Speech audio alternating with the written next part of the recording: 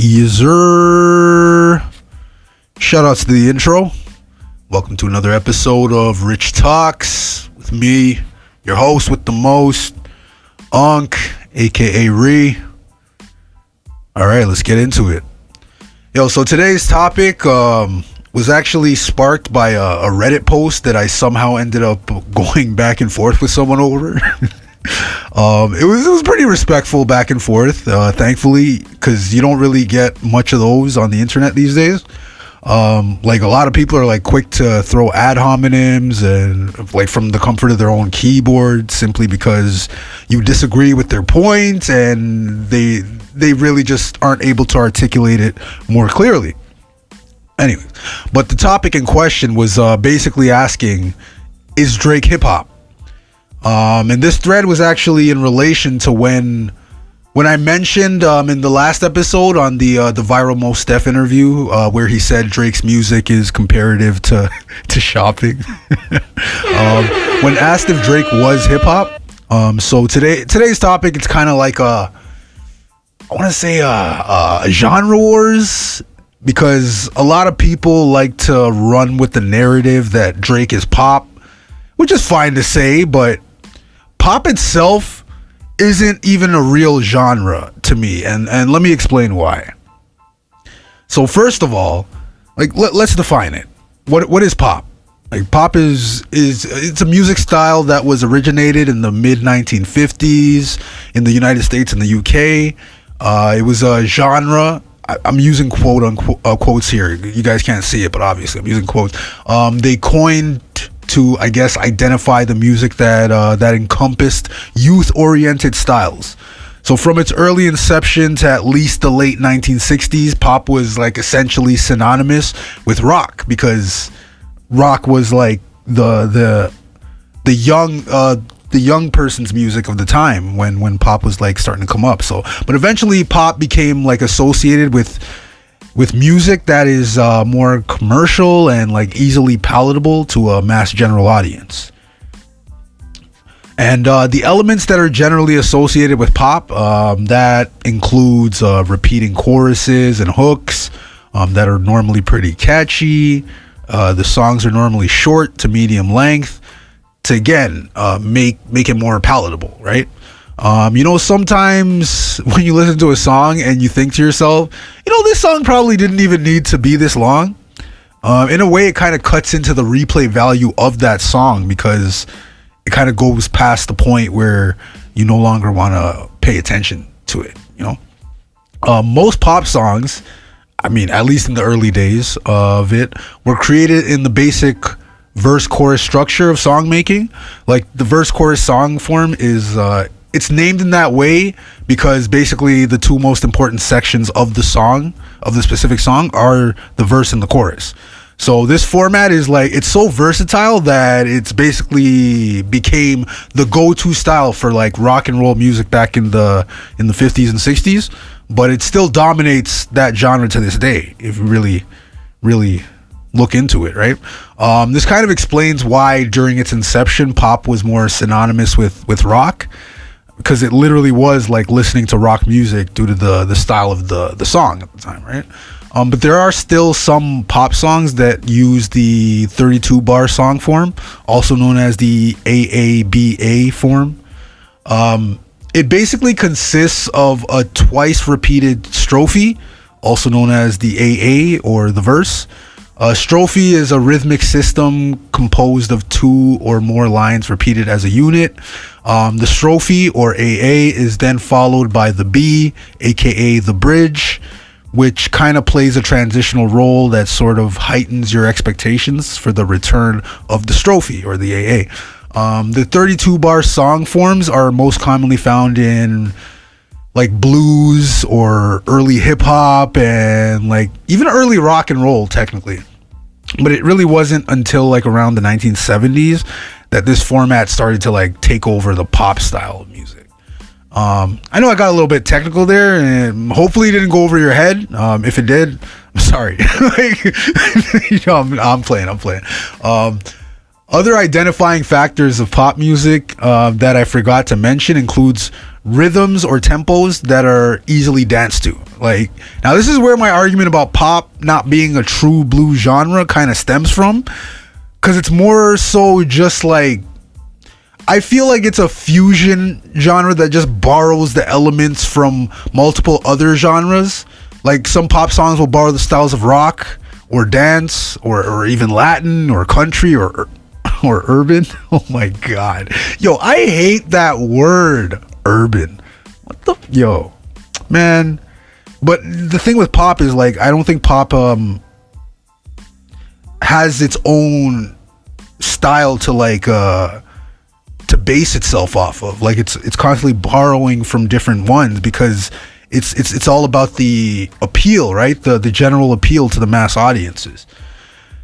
Going back to the term urban, you know, the term urban was coined by, like, some New York radio DJ named Frankie Crocker, like sometime in the early 70s, right? It was a synonym for, like, black music at the time. Like, basically all black genres were essentially amalgamated into this category of urban. It didn't matter if it was R&B, if it was hip hop, if it was even Latin music like reggaeton, reggae, soca.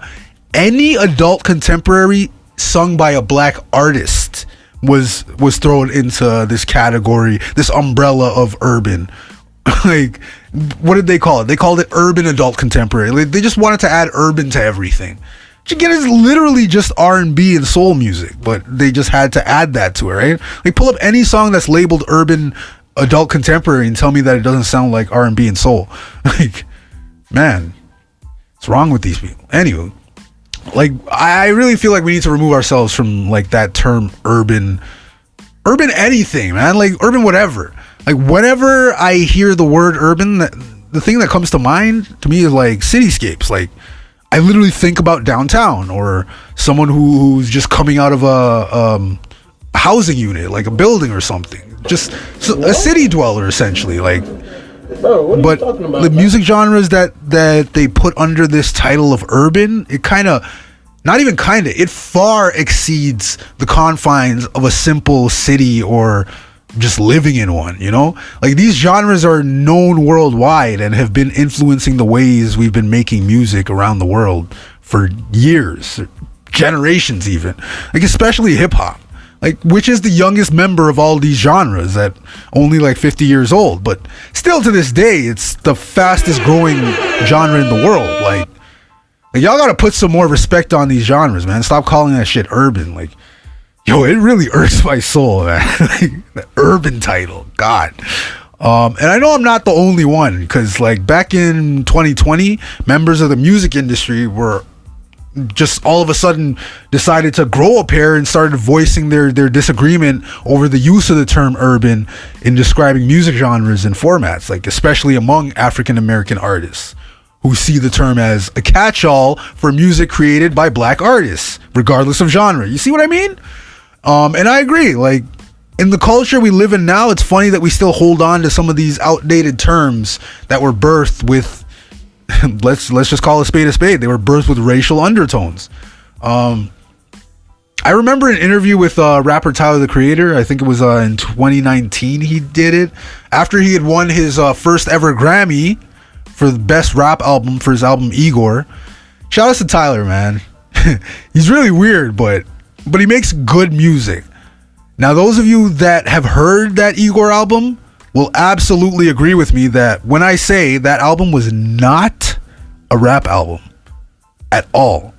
Like, Tyler was literally trying, I feel like he was doing his best Kanye impersonation in terms of, like, just pushing the boundaries of his craft to not be pigeonholed into being considered just a rapper. You know, this was like, Igor was kind of his 808s and Heartbreak, if you will, or his My Dark Beautiful Twisted Fantasy, kind of like that. And, you know, he was just, like, pushing the boundaries of just, like, what you would normally expect from a rapper. Like, I actually liked the Igor album, but what Tyler had to say in his interview backstage to me was, like, it was very poignant. Like, he said, it sucks that whenever guys that look like me do anything that's genre bending, or that's anything that's all or that's anything, they always put it in a rap or urban category. I don't like that urban word. It's just a politically correct way to say the N-word to me. Yo, I'm 100% with him on that. It really, yes. That's actually the perfect way to explain it. It's a politically correct way to say the N-word. Nigga music. You know what I'm saying? Like, I'm with him, man. We always have to, but he also went on to say, when I hear that, I'm just like, why can't we be in pop? Half of me feels like the rap nomination was just a backhanded compliment. Like my little cousin wants to play the game. Let's give him the unplugged controller so he can shut up and feel good about it. That's what it felt like a bit. And Tyler's right, man. Like, that's what it always feels like. Why do we play these award show games? Like, why do we play these, excuse my language, these games of gramophones? Shameless plug. Even Mr. Diddle Me This himself. Yeah, I gotta stop calling him that. Diddy. Back in 2020, had some bars to drop on Clive Davis during a pre-Grammy gala. Why did they call these things galas? Like, I always have, it's such a weird term, like gala. Anyway, Diddler said, black music has never been respected by the Grammys to the point that it should be. So right now, in this current situation, it's not a revelation. This thing been going on, and it's not just going on in music. It's going on in film. It's going on in sports. It's going on around the world. It's silly to allow institutions that have never had our best interest at heart to judge us. Shoot, that's real, man. Like, that's really real. I mean, I personally don't like The Messenger, but the message is on point. Like, I'm not gonna shoot The Messenger because, like, the message is clear. Like, that is a clear message. I'm with that message. I'm with it. In a sense, it feels like those that argue from the purist standpoint and try to, like, gatekeep who should be considered hip hop or not are actually just, like, perpetuating the ongoing problem with these institutions that like to separate black and Latino music from all other genres by applying that urban title to it. Like, what are we really doing here? Like, hip hop is supposed to be inclusive. Even in the Grammys nowadays are distancing themselves from using the term urban. Really, I think it's to protect their investment, like, not really anything to do with progression, because, like, all of these award shows, their ratings have been dropping for years now, so they have to do something to protect their investments. You know what I'm saying? Like, it's not about progression for them. They say it is, but it's really just to protect the money, right? So they'll still relegate some of our best black musicians to whatever category they renamed all of these urban ones to. Like, you're still not seeing them you're still not seeing some of these black artists that earned it being put into nominations for, like, the most sought after awards. Yeah, but, like, going back to Drake, like, why does Drake always, he's the one that gets all the flack for being like being a popular rapper, but, like, someone like Kanye is called a genius and an innovator for literally borrowing elements from other genres to make popular songs. Is it because Drake's music has catered to women for a long time? Is it because Kanye came up under Rockefeller, who most would look at as a label that's pure hip hop? Because you had like come on, you had Jay-Z, you had Beanie Siegel, you had Freeway, Oshino, the Young Guns. Remember the Young Guns, Chris and Neef? Like, and all of these artists, you could argue, were, like, synonymous with gangster rap in general, right? But here comes this backpacking producer with a weird fashion sense, but an unshakable desire to, like, become a rap superstar. And perhaps it's because of that Rockefeller shield that we, in a sense, subconsciously give no qualms about Kanye, when he kind of inspired the pop star that Drake became, you know? Nobody gives flack to Kanye about his pop star status, yet Drake gets thrown around all the time. But I don't think that's fair, man. Like, that ain't fair is all I'm saying. I'm not rock climbing for Drake or taking up. I'm just saying, like, fair is fair, man. Like, you got to call it out, and that's just not fair. Like, really and truly, there's a lot of rappers you can claim are pop stars and technically can't fit under the label of hip hop as these gatekeepers would define it. Like, honestly, how many times have you actually heard a hip hop song while shopping? I mean, I'd argue you've heard it often enough that it could be considered pop. Like, you know what's interesting about the whole urban discussion though? A majority of these music genres that these elitists hold on to while like relegating black music to urban titles is the mere fact that most of their most popular genres today, like country, for example, got its roots from African American blues music from the South. Like, if you strip a lot of these not just country songs, but like strip some of these songs down to their bare lyrics and put them side by side, like put a country song side by side with a blues song, and you'll see that there's actually more similarities to them than there are differences. You know, actually, just recently, T-Pain admitted in an interview that he's made millions of dollars writing country songs for people, but at some point he opted to remove his name from the credits due to, as he stated himself, the racism that came with it. Now, he didn't really elaborate on exactly what the racism part was, but I think that was pretty interesting to hear, and I don't know, my mind starts to wander a little bit. I already made some assumptions on what racism points he was getting at. You could probably make your own conclusions too, like country music, the South, like I'm not gonna assume. Anyways, you know, because there's black country singers too, like who I feel don't really get their fair accolade, but who am I to say that? Because I'm sort of being biased here because I don't really listen to country music like that. But I mean, to be fair, I only know one guy, like Darius Rucker. Yes, shout outs to Darius Rucker, formerly of Hootie and the Blowfish. Shout outs to him. I really only know him because I know Hootie and the Blowfish. That's the only reason I even knew Darius Rucker is. But yeah. See, to me, pop isn't like a true genre. Since its inception, it was always like designed as a music style for the younger generation. And as each generation ages out of being considered the younger generation, then you start to see how the sound or the wave begins to like drastically change with each new generation. Like, as it started with the rock of the rebellious youth for many years, you know, like now I feel like it lives in this hip hop era or this urban era. Yo, I'm gonna keep saying urban. That's crazy. I'm like, at least for this current generation, and I don't really see that changing for some time, considering how young hip hop itself is, right? Like, it almost feels like pop and hip hop were just kind of made to go together, you know, because now someone just has to tell that to the powers that be in the industry so they can stop gatekeeping and just let everyone be great, you know, like whether they're trying to appeal to the general masses or smaller niche fan base. Like, all these artists deserve their accolades without being relegated to only doing black or urban music. Like, some of them are actual pop stars too. They just need a chance. That's all I'm saying. Anyways, moving on.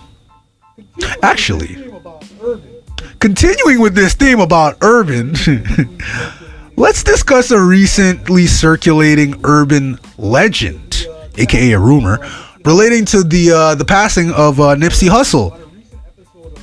So on a recent episode of the No Jumper podcast with Adam 22, yo, shout outs to No Jumper, with Adam 22, and Whack 100 was also on this particular episode.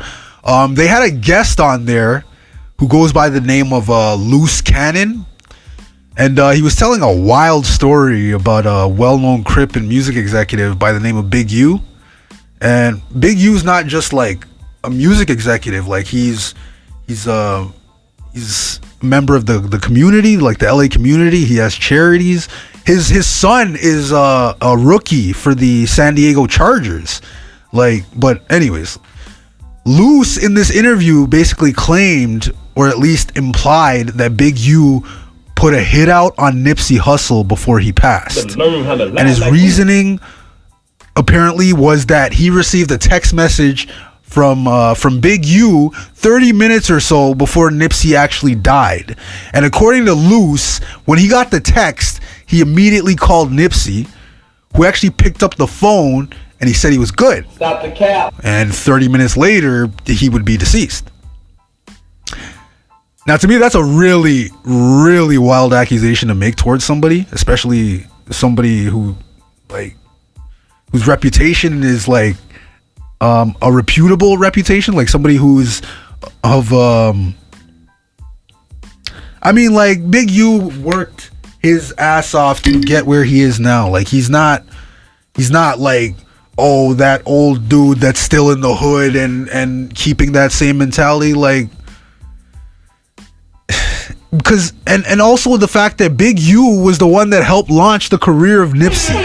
Like, so how can you come with these accusations? It's just so wild. Like obviously this is all alleged, but like, my thing is, if you have a problem with Big U, why are you going to use Nipsey as a prop to get people to side with you or against somebody else? Like, I'm not saying it happened or didn't, because I truly wouldn't know, right? But Nipsey's gone, man. Like, whether that was the truth or not, Nip's gone, and he won't be there to be able to testify or corroborate or justify any part of this story, which makes me lean in the direction of this being an untruth. And this loose cannon brother is basically just like his namesake, a loose cannon with his words, like, just bulldozing all over the place with his wild takes just to get more views. Like, what did Rick James say again? Yeah, cocaine is a hell of a drug. But in this case, or at least for this generation, it feels more like clout is a hell of a drug. Like, damn, man. Like, anyways, I didn't even want to segue like this, but it's a natural progression, I guess. So Nicki Minaj versus Megan Thee Stallion. What started off as like a Meg versus a bunch of rappers situation, it kind of devolved a bit. Like, it was crazy. Because she dropped a new track called Hiss, where she basically like took shots at Drake. She said she had a line for Drake. She's like, these niggas hate on BBLs and be walking around with the same scars. Cause the reason that this is a shot at Drake is because there's an urban legend that Drake may have like visited the infamous Dr. Miami to get like an ab surgery once upon a time. The same ab surgery that that rapper Bandman Kevo or whatever, I don't even know how to say that. Is it Bandman Kevo? I'm pretty sure it's Bandman Kevo. He got like one of those ab surgeries, and he was like flaunting it on social media at some point. Man, the comments were wild. Like, people were calling him Michelin Man and everything. Like brother, just go to the gym. Like, just go to the gym. You can get that naturally. What the hell? Why are you paying for that? Anyways, sorry, getting off on a different tangent, man. That was crazy. But she also dissed Meg also dissed Nicki, which we'll get more into shortly, and she also dissed Tory Lanez for obvious reason. But it was really the shots that she took at Nicki that turned things a bit, what's the word I'm looking for here? Distasteful? Can you really, I mean, can you even really be distasteful when it comes to rap beef? Is anything really off limits? I don't know. I'm gonna tell you the situation and you tell me. Like, Meg dropped some bars that kind of took shots at Nicki Minaj's husband, Kevin Petty, because he's a registered sex offender. Not gonna lie though, Nicki, the bar was actually kind of fire. Like, you could technically consider it a double diss to Nicki, because her brother, who's currently in prison, is also a registered sex offender. You get the point. Anyways, Meg's bars were these hoes don't be mad at Megan, these hoes be mad at Megan's law. Jeez. Damn, yo, I'm not even gonna lie, man. That's fire. Like, if you don't know, Megan's Law is the law that requires convicted sex offenders to notify local law enforcement of any change of address or employment. So Nicki kind of snapped a bit on her IG live and went on a rant while previewing her new song Bigfoot, which is an obvious jab at Meg. Which since Meg was shot in the foot, was it last year or 2 years ago? Like, I know the trial was last year, but I don't remember when the incident actually occurred. But anyways, Nicki originally just previewed a line from the song that was, it was hilarious. I'm not gonna lie. How did it go? It went, "Bad bitch, she like 6 foot. I call her Bigfoot. Bitch fell off. I told her get up on your good foot." Obviously, I can't say it like Nicki with her cadence, but man, that is funny. "Bad bitch, she like 6 foot. I call her Bigfoot.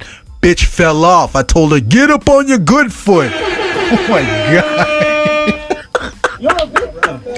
Yo, don't fuck with Nicki Minaj, man. In a rap battle, I don't care if you're male or female. Like, she's very, very clever with the bars. Like, she's very clever. But I didn't even get to the distasteful part yet. So basically, the song starts off with Nicki literally stating, "How you fuck your mother, man, when she died." Holy. Yo. I had to look into that, man. Like, what did Nicki just say? Like, I had to look that up. And lo and behold, another urban legend, aka rumor, alleges that Megan had relations with her mother's boyfriend after her mother passed away from cancer in 2019. Which is just, damn, that sounds like a cry for help, man. Like, that really sounds like a serious cry for help. And if I'm being honest, I'm a Nicki Minaj fan, but like, she took it too far with that deceased mother shots. Like Nicki herself even said that you can say whatever you want about her, but never come for her family, or it's all gloves off. And I get that, and I respect that, because it's hip hop after all, right? And I guess as long as they keep it on wax, it's cool, right? I don't know. It still made me feel kind of just hit weird. Anyways, Nicki basically started cracking jokes on her IG live too at the time, and started saying things like, "You better go conjure up your mother and apologize. That's disgusting." Damn, Nicki is savage. But I guess an argument can be made that fair is fair if you bring up another rapper's family members, right? Because if you're just talking about the rapper, it is what it is, right? You can just say all types of shit because they can rebuttal. They're rappers. But then when you bring up family members, it's like, yo, is that where we're going? Is that where we're going now? Anyways, I wanted to address some of y'all Nicki Minaj fans, man. Y'all barbs. Not the Nicki Minaj fans, the barbs. Yeah, you. Something is wrong with some of y'all barbs. Like, I mean, I will say the barbs are definitely one of the most ride or die fan bases that I have ever witnessed in my life. But sometimes y'all really go way too far for people you may never interact with in your life. Like, some of y'all are willing to turn into crash dummies for your favorite artist or celebrity, as if that'll make them see you bunch of weirdos. Like, listen to this. Like, after Nicki's mention of like Meg's dead mother in the live stream and whatnot, some barbs took it upon themselves, like they took it to heart and took it upon themselves to go and find the location of Megan's deceased mother's gravesite, and they decided to start posting about paying her a visit, to the point where the actual cemetery had to notify police and increase the security personnel of the on site. Like, this is crazy, man. Clout is a hell of a drug indeed. Like, y'all are too wild, man. That is very cultish behavior. It is very shameful behavior. Y'all were raised better than that. Like, that shit just needs to stay on music, man. Like, keep that shit on wax and don't bring the deceased into it. That's all I gotta say on the matter. You know? Like, that's all I gotta say on that matter. And before I sign off, just want to say a quick rest in peace to Carl Waters, aka Apollo Creed in all those Rocky movies, the OG Creed, not Michael B. Jordan in the Creed movies, the OG himself from the Rocky series, the one that was killed by the Russian, you know. I hit him. If he dies, he dies. Man, shout outs to him, man.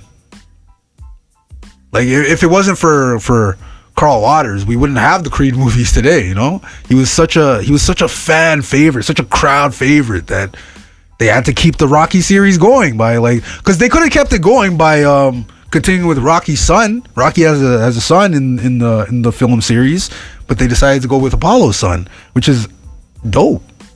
And I appreciate that. Shout outs, R.I.P. Rest in paradise, Carl Waters. But yo, shout outs to Apollo Creed. Shout outs to Rocky. Shout outs to all them urban legends, man. And yo, salute to the outro. We out. Peace.